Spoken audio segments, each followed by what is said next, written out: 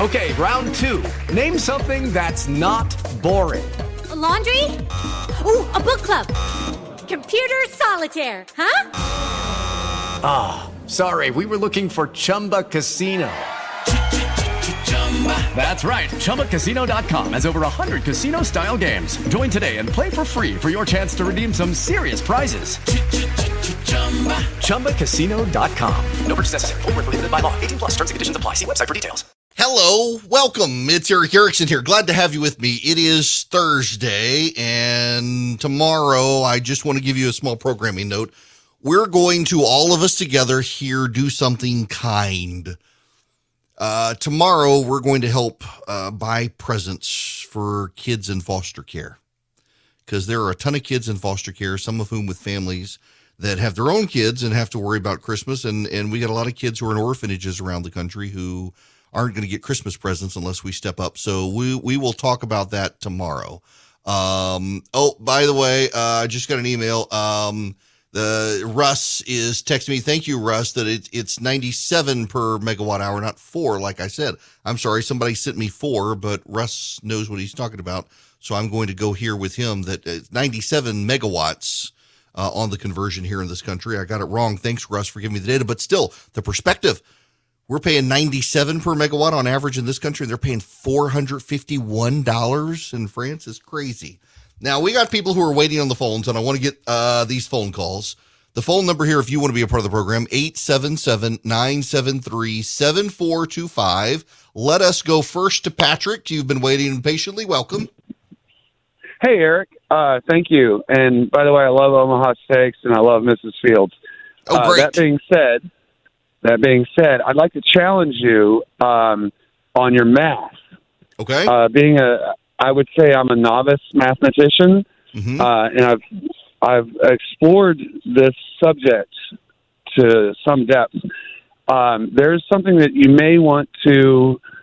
I would encourage you to look up. It's called incompleteness, and you can find it on YouTube. There's a great mathematician that will explain it very simply. I cannot do that on air right now, but 1 + 1 actually equals 1,600,000. It's insane. There is no mathematical formula that actually is truly complete. So this is the challenge I present to you, is to explore that, because yes, I like truth and I believe in truth, and I believe that, I'm thinking of Phil Collins' tune right now. Tell me it's black when I know that it's white. I hear you loud and clear, but there is an interesting facet to all this mathematically, and I would suggest that you look into it just for your own enjoyment. Okay, now incompleteness. Let's delve into incompleteness, though. What does an elementary school student who's learning math need to know about incompleteness if we're teaching them that $2 plus $2 equals $4? Exactly. Right. And that's the larger point here. If you want to go to higher order mathematics at the collegiate level and discuss incompleteness, they're all well and good. But if we're going to be teaching our high school students who can barely read or write a theory of incompleteness, that's as a great opposed to point.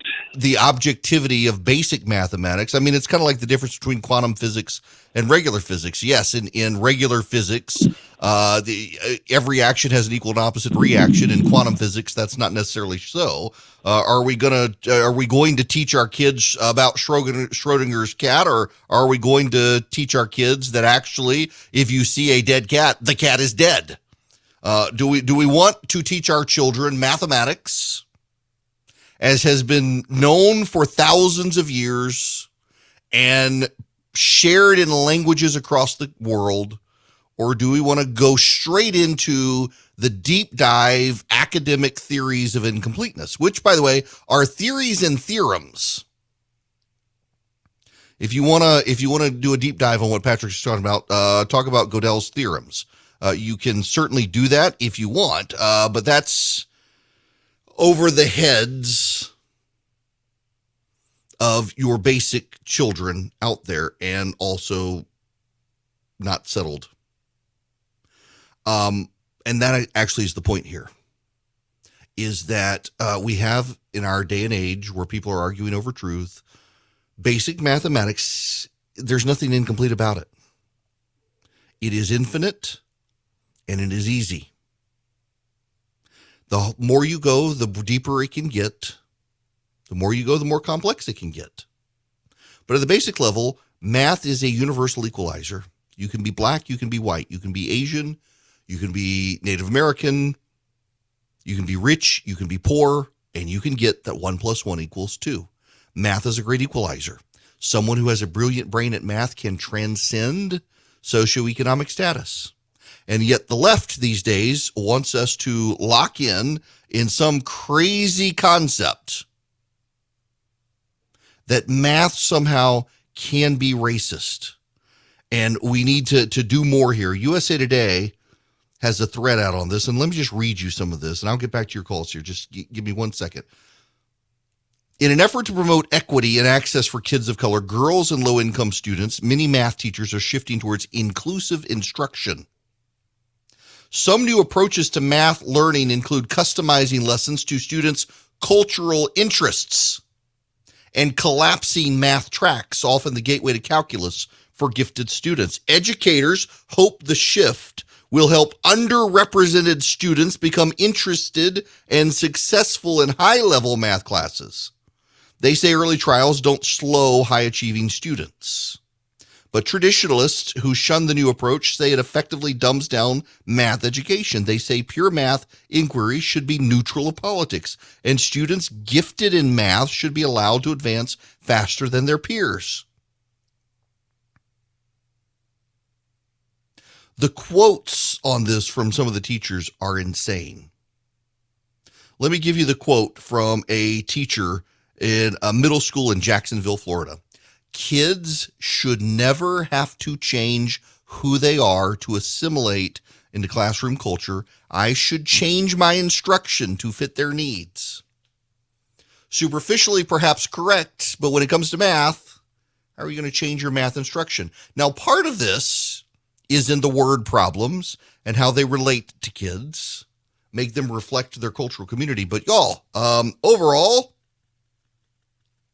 this is kind of nuts. It's nuts because math is an objective standard for everyone on the planet, regardless of where you live. You know, when the world was divided 2,000 years ago and settlements were springing up around the world, the Aztec, the Inca, the Mayan, the Romans, the Greeks, the Egyptians, the Chinese, the Southern Indus Indian, they all had math.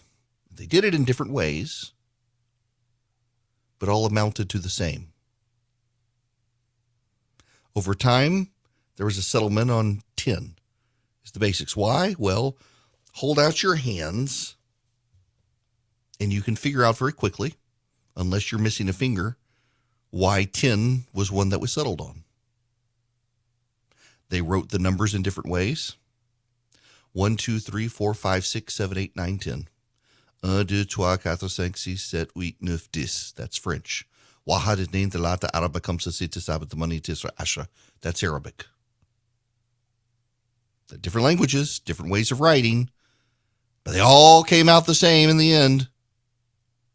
And progressives in this country in the 21st century would like to upend all of that and somehow find that the number 2 is racist because it hurts your feelings. That's bizarre. That's insanity. We are letting the inmates run the asylum. And all of us should stand up to it. You know who is? The voters are. The voters are standing up to this by throwing people off school boards, showing up at school board meetings, and electing Republicans nationwide. Again, I made this point earlier with the caller. We have never seen the Democrats doing as badly as they are on the generic ballot polling average. It has never happened.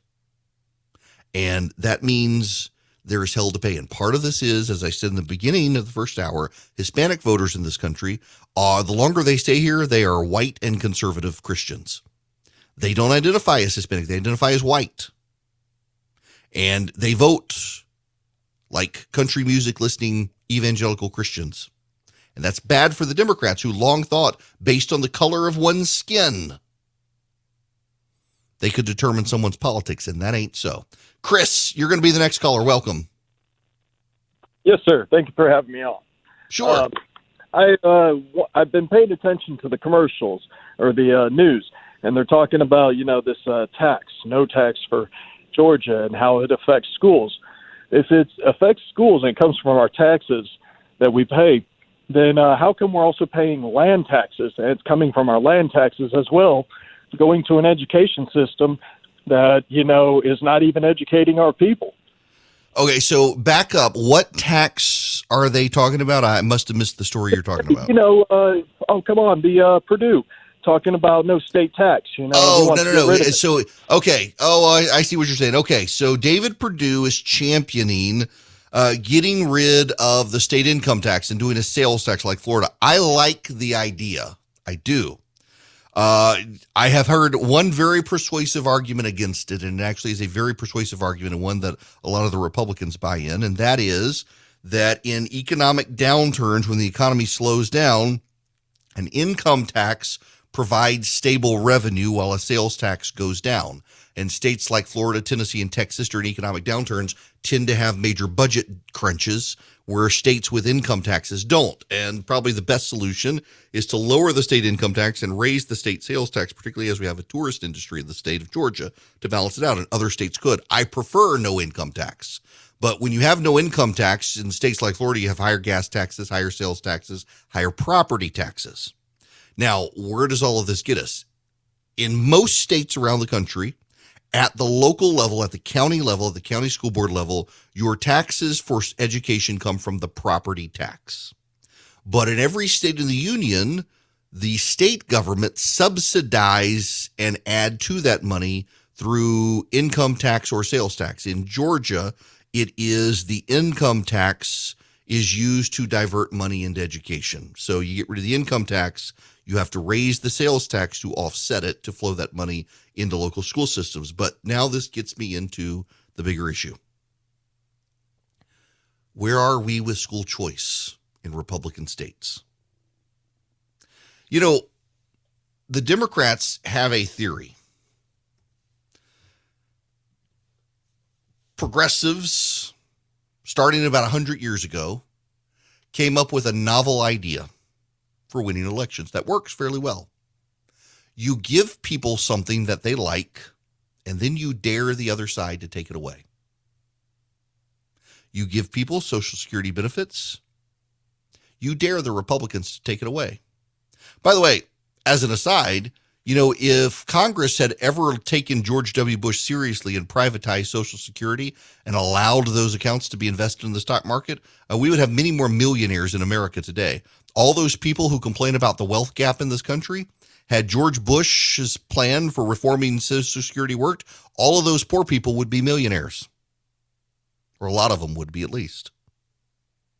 But the Democrats, Republicans used to campaign on the Social Security system was actually unconstitutional. Very few Republicans campaign on the Social Security system being unconstitutional these days. By and large, they embrace it. The Democrats gave entitlements, and they dared Republicans to take it away. You know that entitlement Republicans could give to people and dare the Democrats to take it away? And in fact, there's real-world data that it has hurt the Democrats in places like Florida. Give school choice. Allow kids to go to the school of their choice. Give them vouchers to go to the schools of their choice. To not be stuck in failing public schools. Republicans are the ones who are blocking this. In Georgia, in Texas, in Alabama, in Indiana, around the country, Republicans have the opportunity to provide school choice in such a way that the Democrats would be crushed at the ballot box if they ever took it away. And the Republicans are the ones who are doing it. They get what they deserve on this front if they're not going to do it. There are no serious school choice proposals being proposed in states like Georgia or Texas or Indiana or any of these other Republican states where Democrats have been making inroads. In Georgia, my buddy Wes Cantrell in the State House of Representatives has been proposing one for several years, and it's the Republicans who kill it. And all his does is he confines it to kids with special needs, and the Republicans are still the ones who kill it. At some point, the Republicans deserve to be killed off at the ballot box if they're not going to allow kids escape from failing public schools. They get what they deserve. In Florida, Jeb Bush, of all people, that Jeb Bush is the one who championed school choice. And you know what? Andrew Gillum ran on ending that system in Florida, and he lost to Ron DeSantis. You give people an entitlement, it's really hard to take it away. And Democrats are in such a dependency on public school teachers unions. You give parents school choice and allow them to go to private schools.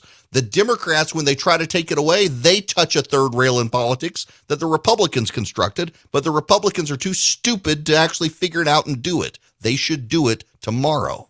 You are struggling right now. Well, you should be, because I am. What am I going to get people for Christmas that I love? What am I going to get myself?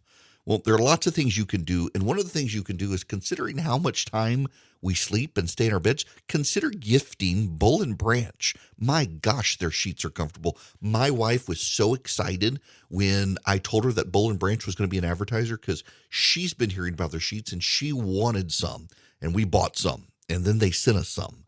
And gosh, she knew she was getting that second pair, and she loves them. We have Bull and Branch on most of the beds in our house now, and all the time people ask us when they stay at our house what exactly it is. Where do we get our sheets? Because you can feel the difference. They are very soft. You know that they've got a good snug feel to them, but they're also very soft. You can tell they've got a high thread count. I really, really do like these things. They are very soft.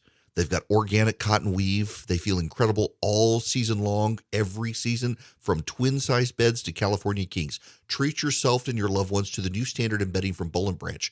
Their gifts come wrapped and ready in their special holiday packaging. If you order by December 19th, you get guaranteed delivery for Christmas. Best deals of the year are going now from December 6th to December 8th with promo code ERICK, E-R-I-C-K, at bullandbranch.com. That's Bull, B-O-L-L, and branch.com. The promo code is ERICK, E-R-I-C-K. Exclusions may apply. You're going to want Bull and Branch. Yes, you are. Hi there. The phone number is 877-97-ERICK, 877-973-7425. Well, get ready.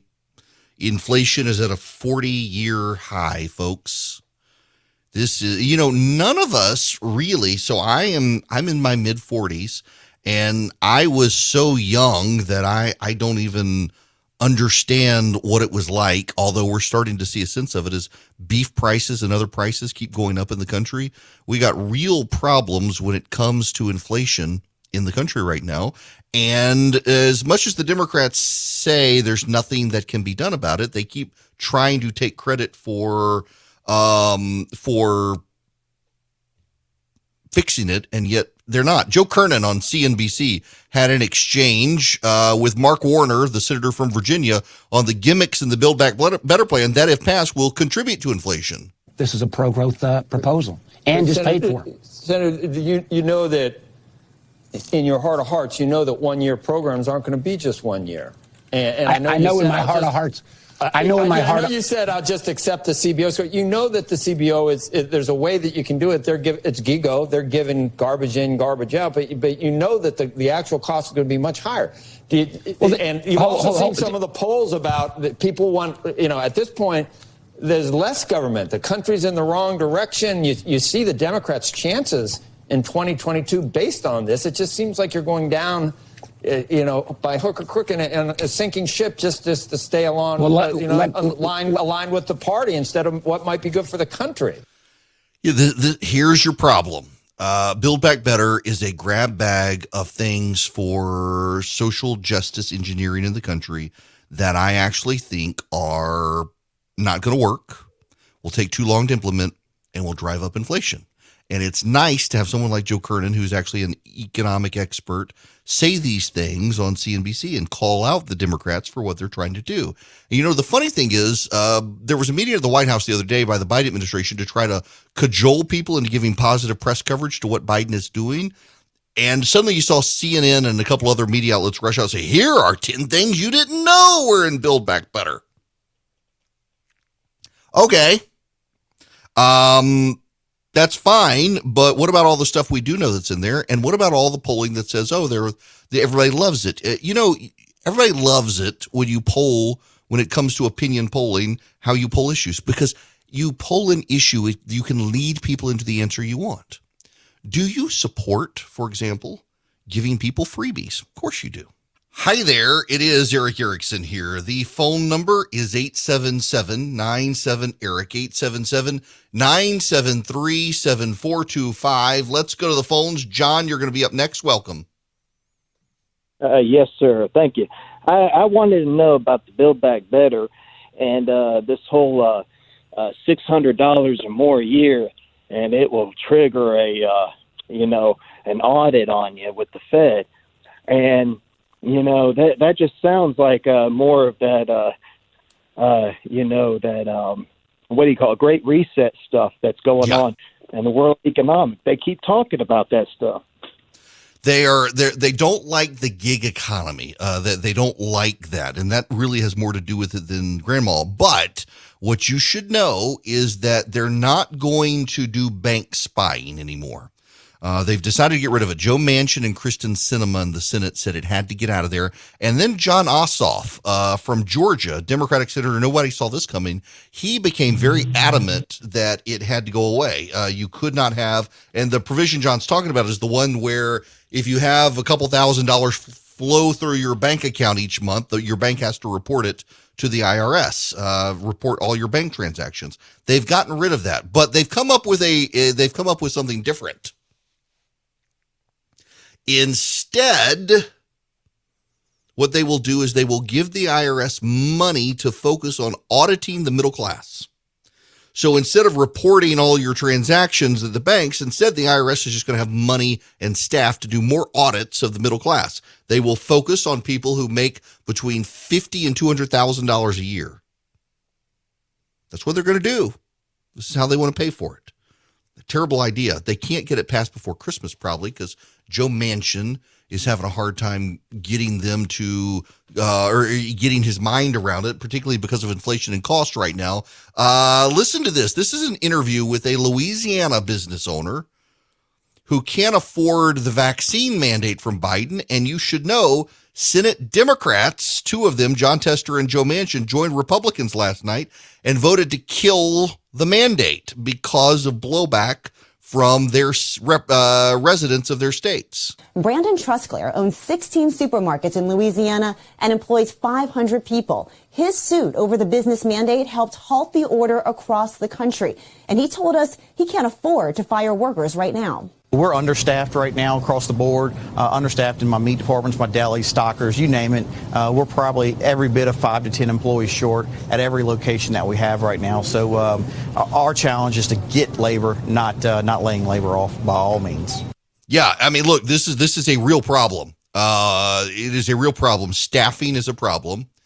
And a lot of times what it is, if you're in a professional industry right now, in particular, it is a great time for you to go find a new job because they're still having trouble staffing at the levels they want. A lot of major employers are hiring, and you, the employee, are kind of in the driver's seat right now on this. If you get your resume in order, you can probably go find a new job. And business owners around the country are having real fallout from this. And in the hospitality industry and in the grocery store industry and things like that, there's even bigger problems. They do not have enough workers. Some are scared to come in to places like that because of the virus. Some are still getting continued unemployment benefits. And then some of them are getting better jobs. And they need high school kids to fill these jobs. And high school kids can't work during school hours. If you're a high school kid, you could be making major bank in the afternoons and evenings right now in jobs and in restaurants and grocery stores and the like these days. You can, because they need workers. They are short staffed. So I have my local grocery store. If you're not in the Southeast, you probably have never heard of Publix. Publix is the greatest grocery store chain on planet Earth. I love Publix. This is not an ad.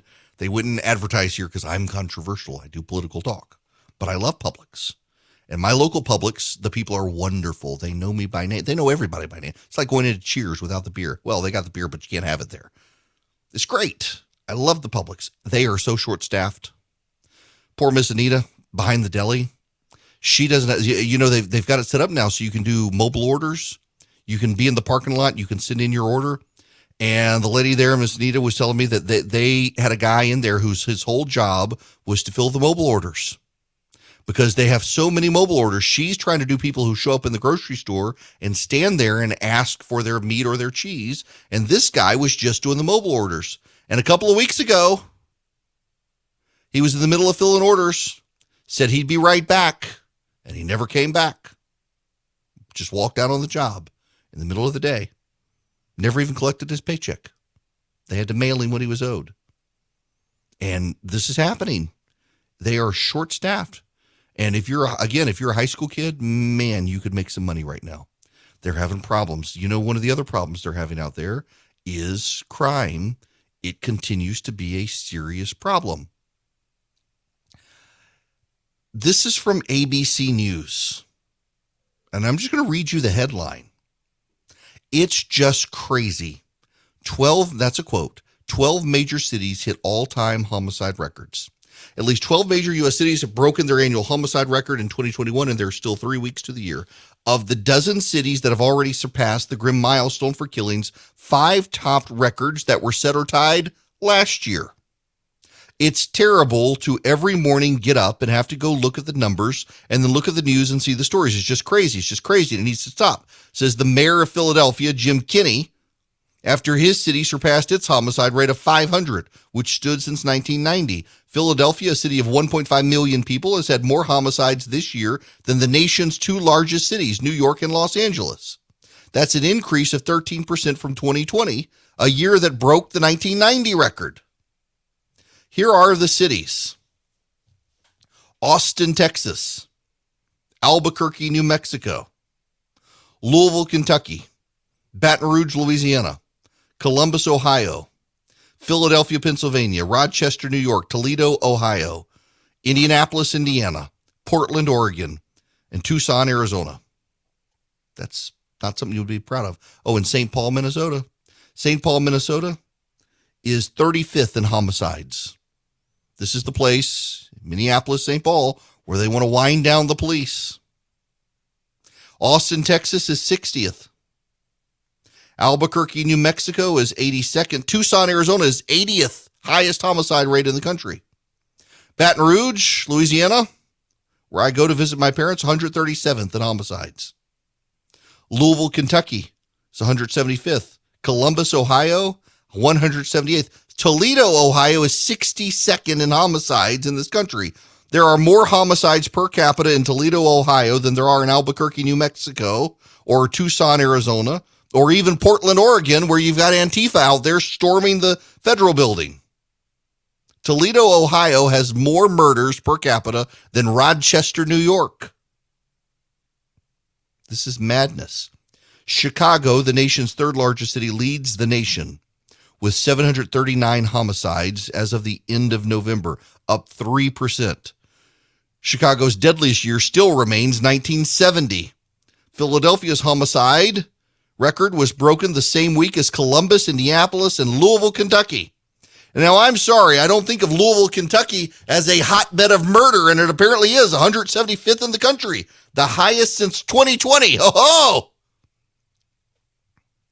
5 cities have surpassed their 2020 records: St. Paul, Portland, Tucson, Toledo, Baton Rouge, Austin, Rochester, Albuquerque.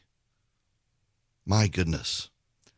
Now, Albuquerque, New Mexico broke its homicide record in August, and it's going to break it again. That's insane. That's just, crime out there is out of control. Now, what are the problems? One of the problems is a decrease in arrests as police have stood back because they're the bad guys now. We've seen this down here in Atlanta, where the mayor treated police as if they were the bad guys, and police just stopped showing up and stopped caring. Can you blame them? They're going to get arrested and go to jail if something bad happens while they're trying to handle a crime situation. You can't blame them at all. They're not the bad guys. And yet they get treated like the bad guys. A workforce survey released in June by the Police Executive Research Forum found the retirement rate in police departments nationwide jumped 45%. And 18% of officers nationwide resigned. On average, law enforcement agencies are currently filling only 93% of the authorized number of positions available. Can you blame them? Who wants to be a police officer? I remember having a guy call in the show, a month or two ago?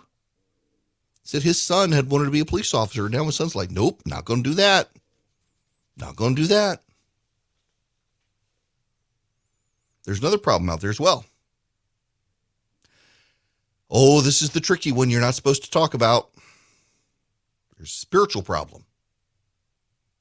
Got broken families, broken homes, broken lives, isolation, mental health issues, spiritual problems. Got the devil whispered in your ear at this point. The churches aren't stepping up. The churches are too busy fighting each other over who's gone woke. Got a spiritual problem in the country. It's reflected in the crime data. It's just truth. You may not like it, but it's true. There's a spiritual problem in the country, and it translates into these issues. And you know what else? For the kids who are too young to be criminals, you got a school discipline problem in schools now. School districts across the U.S., from Wall Street Journal, say they're seeing a surge in student misbehavior as students return to in-person learning. In the hallways between classes one afternoon this fall at Southwood High School in Shreveport, Louisiana, two boys exchanged words. All at once, they jumped at each other. Dozens of students jumped in. They all fell into a heap, kicking and punching until teachers pulled them apart. It was one of a series of brawls in the courtyards and hallways of the school on 3 subsequent days that led to 23 students getting arrested and expelled. School officials say they've never seen anything like it. It's an academically strong school. It has a 99% graduation rate of among its 1,600 students. This all happened when they started coming back. And it's not just them, around the country. The Albuquerque, New Mexico superintendent sent a letter to parents warning of a rise in violence and unacceptable behavior, posting on social media and disrupting of classes. Albuquerque seeing a spike in crimes and murders as well.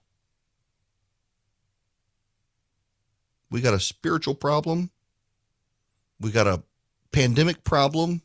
We got all these problems. But at heart, they are broken lives and broken families under inordinate amounts of stress. And government programs will not fix that stress. Government programs will not fix someone's broken spirit. And that's the Democratic solution here. It's not to uplift, it's just to throw money at the problem. Absentee parents throw money at problems. And Uncle Sam's not our parent at all. But yet we're not empowering parents or supporting parents or making life easy for parents. And things are getting out of hand out there. It's getting crazy out there.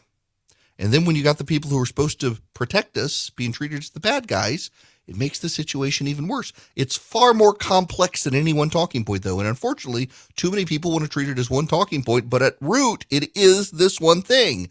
We have a spiritual problem, and neither government nor church institutions are stepping up to fill the void in people's lives right now. Government doesn't know how to, and the churches are too busy fighting each other these days to stand up, and there are no other charitable institutions out there trying to fill the void. It ends badly for all of us. This is not isolated, it's spreading.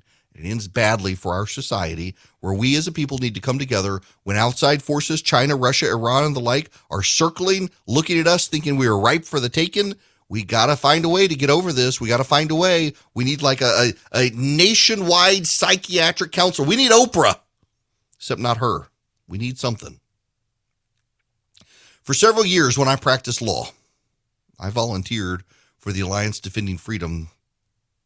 It's one of the few legal nonprofits in America that really racks up wins in state courts and federal courts for conservatives and for Christians. Now, I hadn't been a lawyer in a while. Since leaving my law practice, I have volunteered for ADF events.